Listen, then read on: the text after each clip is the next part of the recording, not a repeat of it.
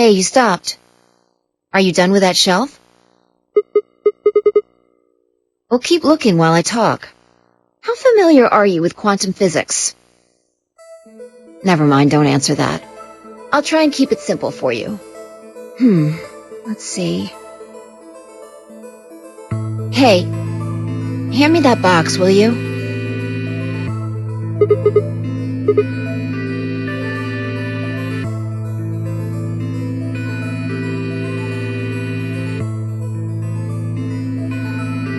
Also, there's a stuffed lion over there. Perfect. He's part of Felidae, too.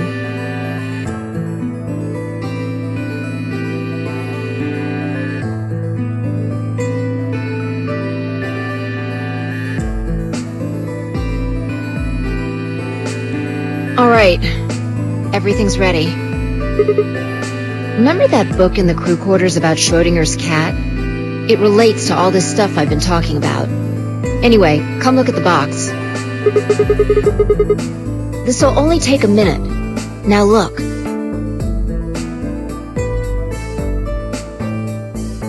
What do you see? From now on, that's a cat. A living cat. This is important. Got it? Man. This again? I find that hard to believe. Fine. Maybe I can just ignore it. All right, what else do you see?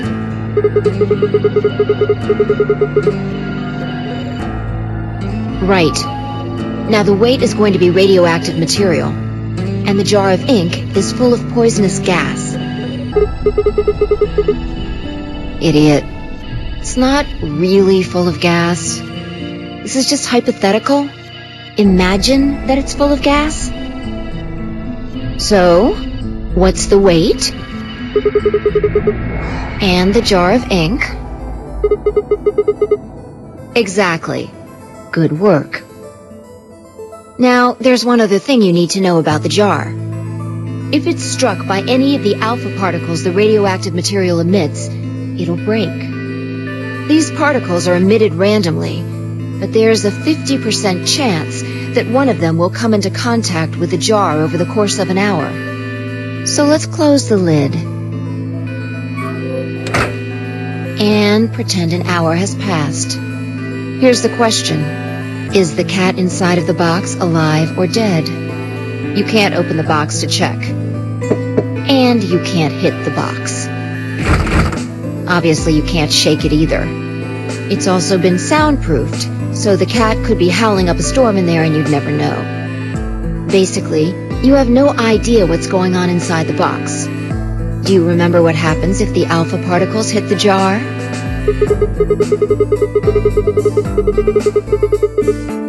And what if the jar doesn't break? Haha. And what are the chances of either of those things happening? So, what's your answer? Is the cat alive or dead? Then guess. It's not hard. Alive or dead?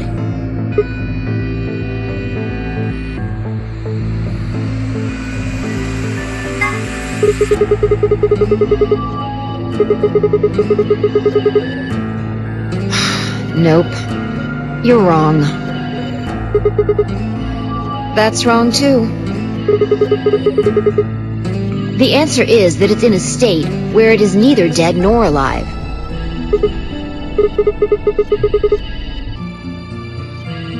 It's an extrapolation of something we see at the atomic level.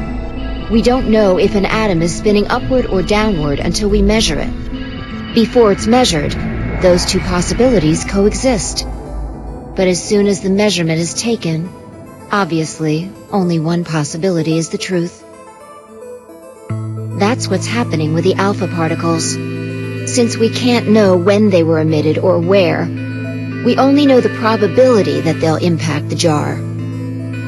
Because we can't observe anything that's happening in the box, that becomes the entire system. In other words, the box is like the atom. We don't know how the cat's life or death situation has resolved itself until we look at it.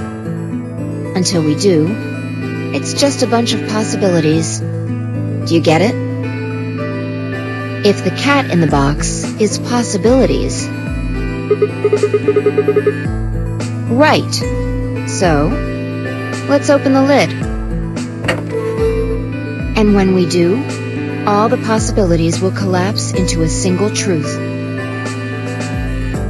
Meow. What a relief, huh? Looks like the cat's alive. Anyway, that's Schrödinger's cat.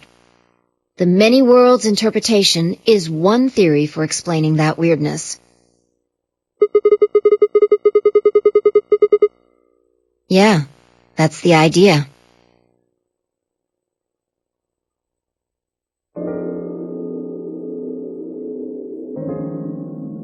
Looks like that cat tick of yours cleared up.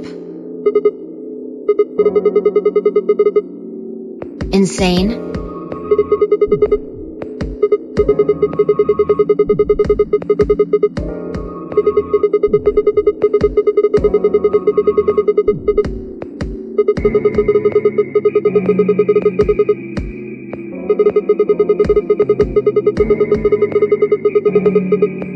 Exactly.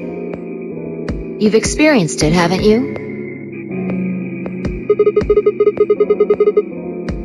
Think back. Remember round 2 of the AB game? When you chose betray, what was my vote? But what happened this time?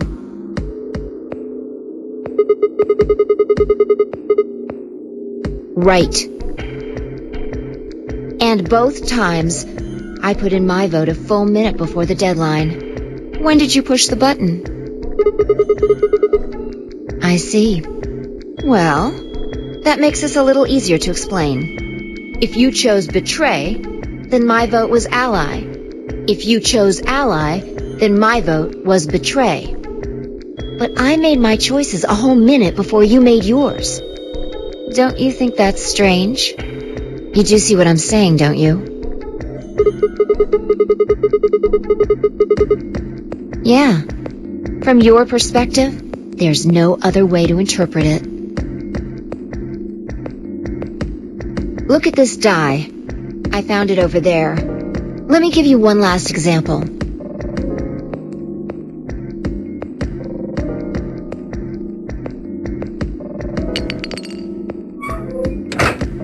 All right. Answer this question. What number is the die on?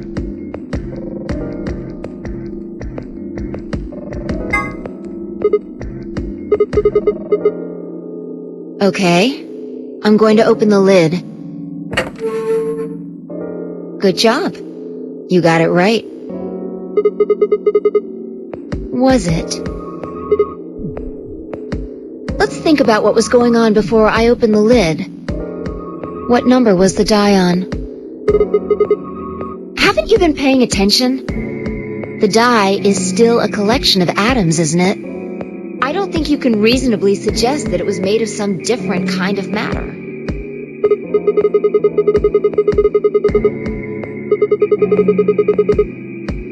Uh-huh. That's one way to look at it, at least. Or it might have become that number when you declared which one it was. Your choice in the future has an effect on the past.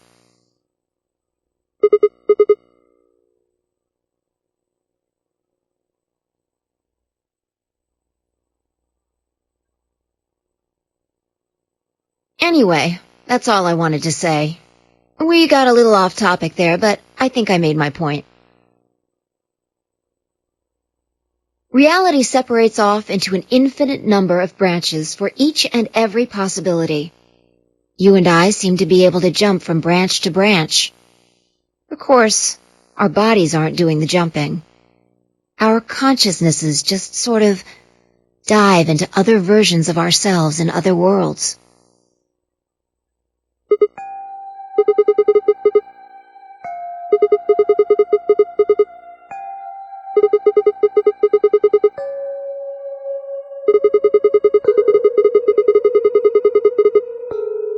Yeah, that's the best I can figure out, at least. Unfortunately, it seems like we don't retain all our memories when we jump. Maybe we only remember particularly important things. I'm not sure how it works. But whatever the reason, it seems to be fairly limited. And often, we don't seem to remember jumping at all. Things will just sort of pop up.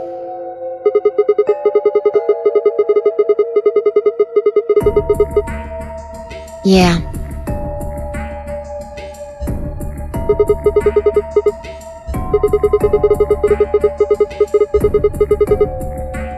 If we knew that, I don't think we'd be having so much trouble. It's just... well, pretty sure it has to do with why we're locked up in here. There's no way this doesn't have something to do with whatever Zero Senior's trying to do. Why would he have left that Schrödinger's cat book in the crew quarters?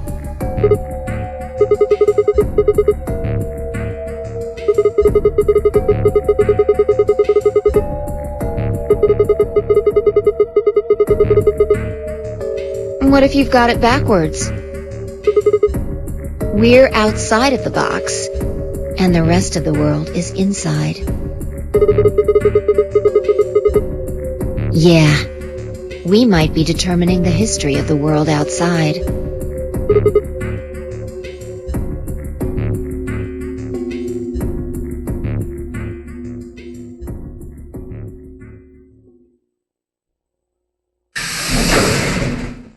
Oh, good!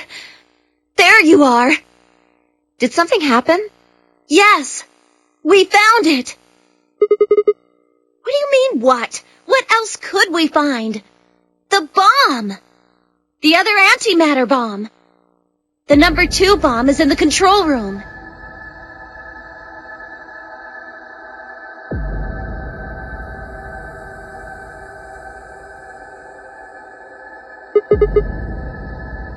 Yeah. This is one of them, all right.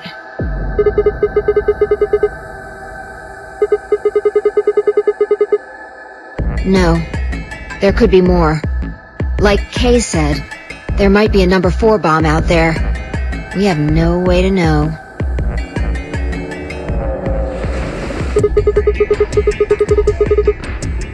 Well, not really, but, I wasn't the first person to find it.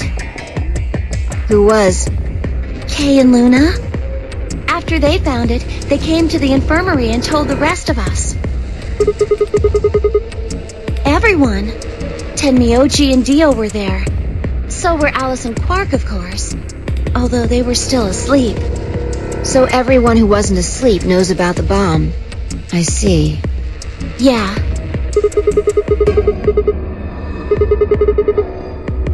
Right after we came here to look at the bomb, they all left. They were going to go look for you two. They're the same.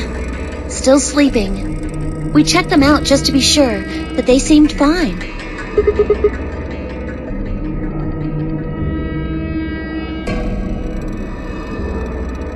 Oh, right. I checked everybody's bracelets when we were in the infirmary. Did you want to know what they were?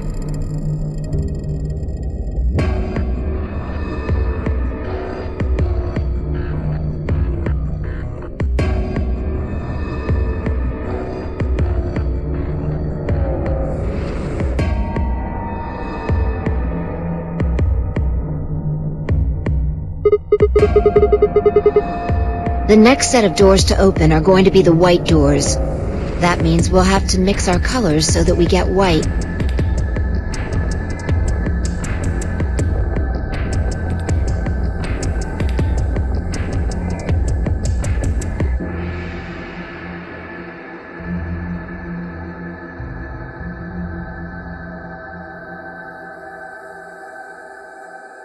Huh?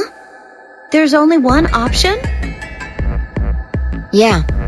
Any other combinations don't make white.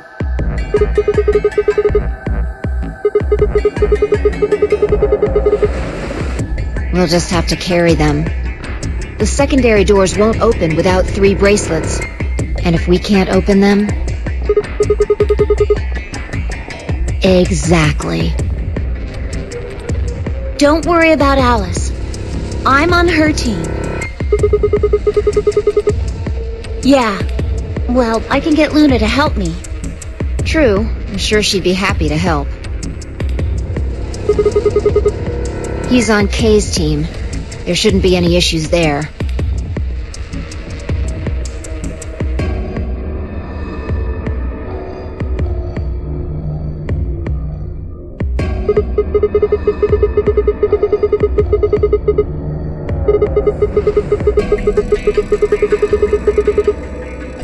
Maybe, but we can't just leave them here forever. I mean, if they go off, then everything in like a couple 100 kilometers is gonna get fried.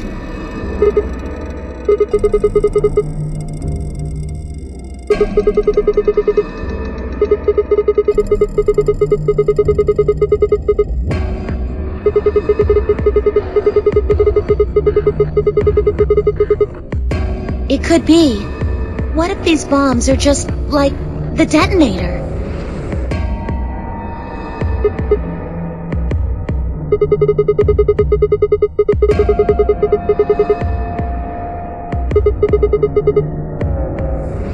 The reactor. Yeah. There are supposed to only be 18 antimatter reactors in the whole world. If that's one of them, then there's a lot of anti-hydrogen. 3.5 kilograms.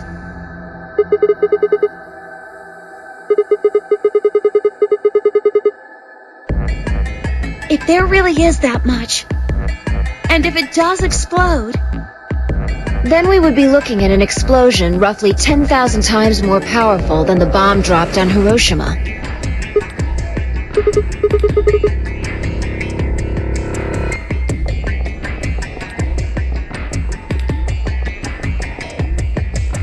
Wait, Clover, how did you know that? know what? That stuff about antimatter reactors. Well, that's, during my training, they... my job?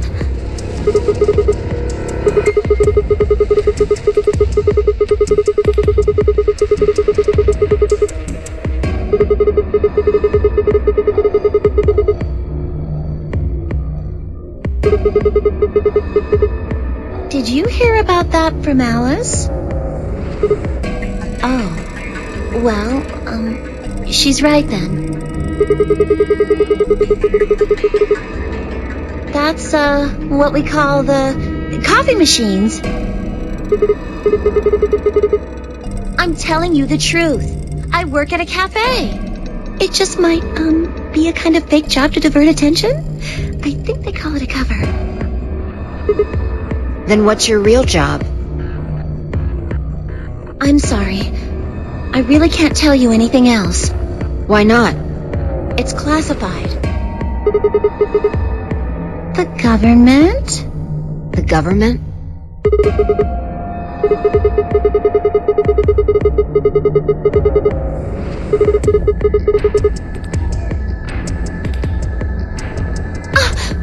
Oh no!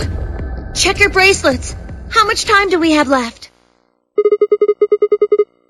How long until the doors open? Come on, quickly!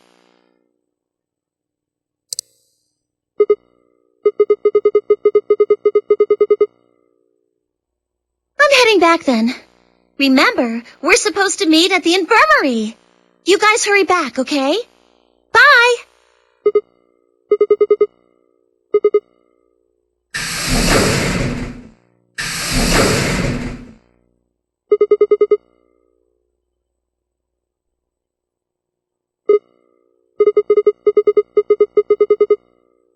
Hold on.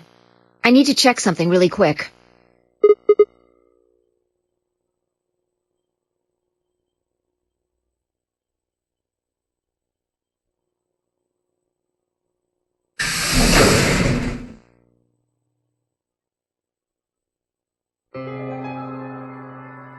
Oh, there you are. You're late. What were you doing? Nothing.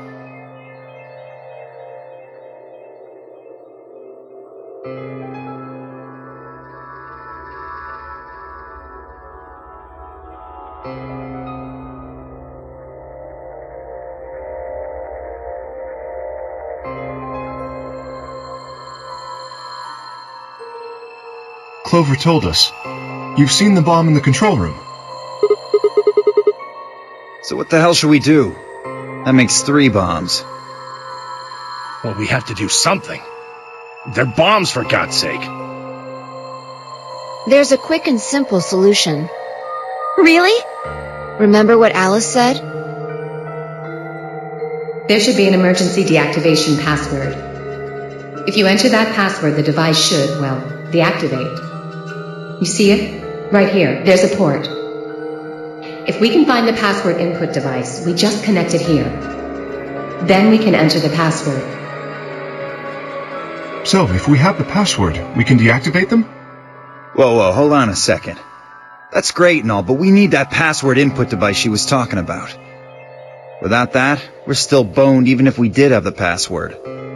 Not a problem. We've resolved that issue. Huh? Show them.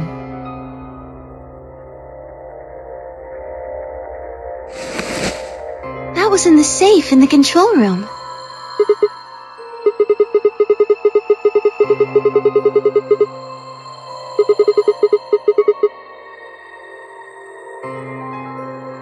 Turned out I was right. It fit perfectly.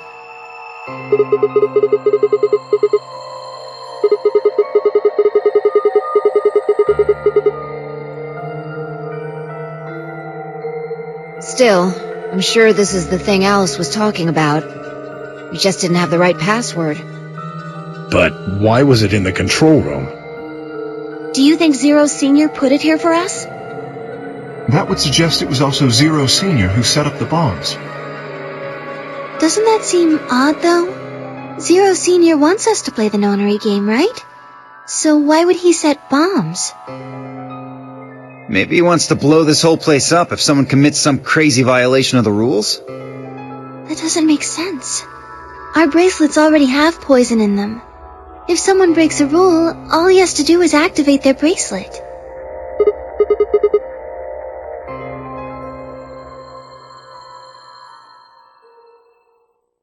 Well, whatever the case is, there's one thing we can be sure of. The person who set these bombs is one of us. Whether or not that person is also Zero Senior isn't particularly relevant at the moment. But what is relevant is that they know the deactivation password. If we can figure out who that person is and question them... We can get the password and turn the bombs off. Exactly. That would be my quick and easy method. So fess up. Which one of you set the bombs?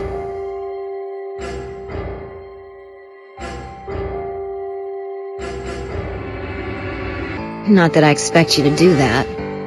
So, we're going to be checking everyone. Checking us? Yes. Once they're set, the bombs are controlled by a remote. It stands to reason that whoever set them has that remote. So you're gonna search us for it? Yes. But... No buts. If you refuse, that implicates you. Do what I say and you'll be fine, assuming you are actually innocent. Understand? No reason to wait. Let's get started. Anyone want to volunteer to go first? No? All right. Let's see.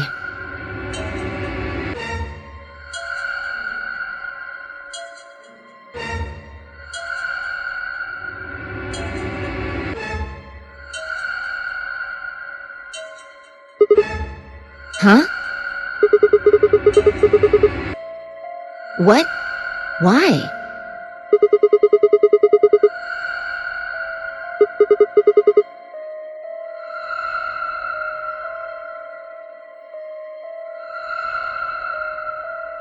How can you... There's no way.